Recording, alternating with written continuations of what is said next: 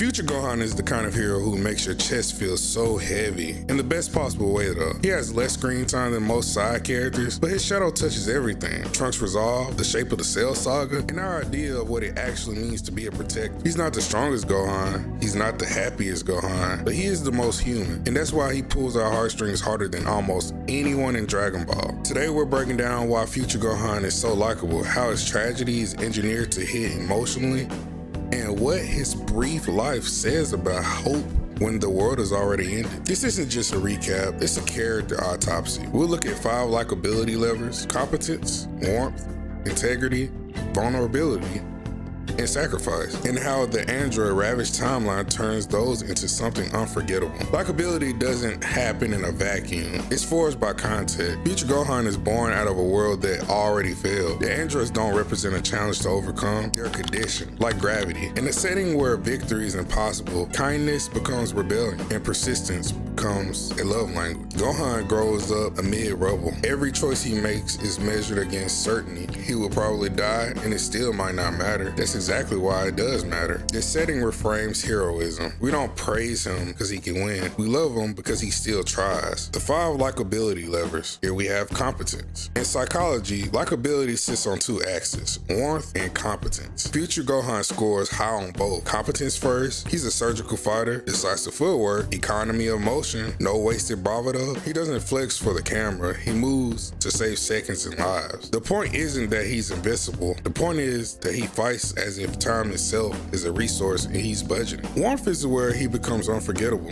With Trunks, he's gentle in a way the world no longer is. Watch how he listens before he instructs, how he adapts his training to Trunks' morale. He doesn't just make a soldier, he tries to preserve a child's ability to hope. Even his teasing has a soft edge. In a dead world, Future Gohan keeps living like relationships matter. That's charisma you can feel. Integrity is alignment between values, actions, especially when it costs. Gohan refuses shortcuts. When he withholds the final fight from Trunks, it isn't arrogance, it's ethics. He won't gamble Trunks' life to soothe his own fear of dying alone. That choice makes him morally legible to us. We know who he is because he chooses the hard right over the easy wrong. Nothing humanizes like scars. The missing arm is more than a cool design, it's a thesis statement. He's the last of a line that paid in blood. The empty sleeve says, I've already lost something I can't get back, and I'm still here. Vulnerability invites us. We feel protective of him, even as he protects us. His final stand isn't some type of self-harm note, it's a love letter. Knocking Trunks out is the ugliest act of love he can imagine, and he does it anyway. Then he goes into the storm. One arm, no backup, fully aware he can't win. He doesn't fight for victory, he fights to buy a future for someone else. Sacrifice is the ultimate likability amplifier. We love those who give, and he gives everything, not for glory, but for continuity. Future Gohan is a mentor built backwards. Most mentors pass on skills, he passes on meaning. Think about what Trunks inherit, not just training, but a blueprint for how to carry grief without letting it rot your heart. When Trunks transforms in the rain after finding Gohan's body, that's not an average power-up, it's a thesis defense. Trunks screams because love has nowhere else to go. The Super Saiyan state becomes a vessel for mourning. The special weaponizes economy. Minimum dialogue in the last fight, gray rain, long empty streamlines that make Gohan look small. The animation doesn't tell you he's alone, it leaves space for you to feel it. Contrast intensifies emotion. Our main timeline knows abundance Dragon Balls. Second chances, Goku's miraculous return. The future timeline knows famine. No Goku, no Dragon Balls, no Calvary. By placing a Gohan in each world, the story runs an experiment. How does the same soul behave under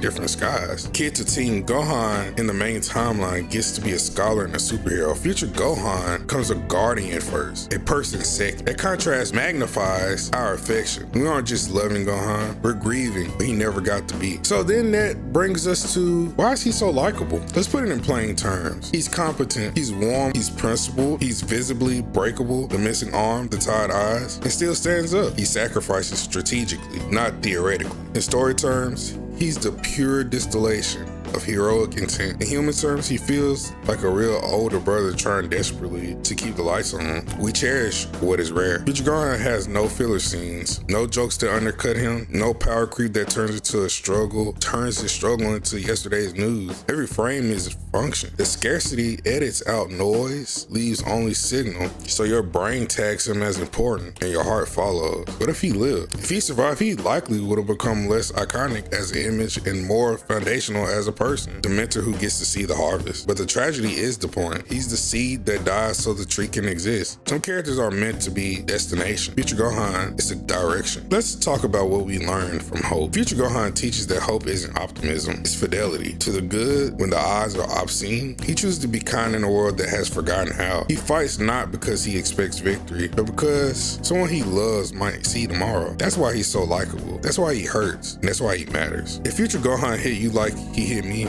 it's because he makes heroism feel small and intimate again. A hand on a shoulder, a quiet "you've got this," a body in the rain buying 10 more minutes for a future he'll never see. Anyways, man, I appreciate you guys for tuning in. This is my first video. I'm very appreciative of you guys. I was planning on making this a little longer, but it is what it is. I do have a lot of different topics that I'm going to talk about on this channel. It's going to be ranging from different animes, from Bleach to Naruto to Dragon Ball, you know, Full Metal Alchemist. We're just going to do like deep character analysis, go into some philosophical debates on how, you know, two people, you know, philosophies could clash. We could do a little battle. What else on this channel? This is just something that I'm experimenting with. You guys like my discussion topics, and I think that I should probably like take it out and, you know, run with it. So I made this channel for that. Make sure you guys like and subscribe for your boy, man. It will help me out a lot. I do want to take this stuff serious and, you know, continue to make more and more videos for you guys. But, you know, time is of the essence. So I have to, you know, get some type of good feedback, you know, so I can, you know, see where I'm gonna go with the channel. But I thank you guys so much for watching this to the very end. You guys are great. I love you. Please stay safe. I will catch you guys in the next one.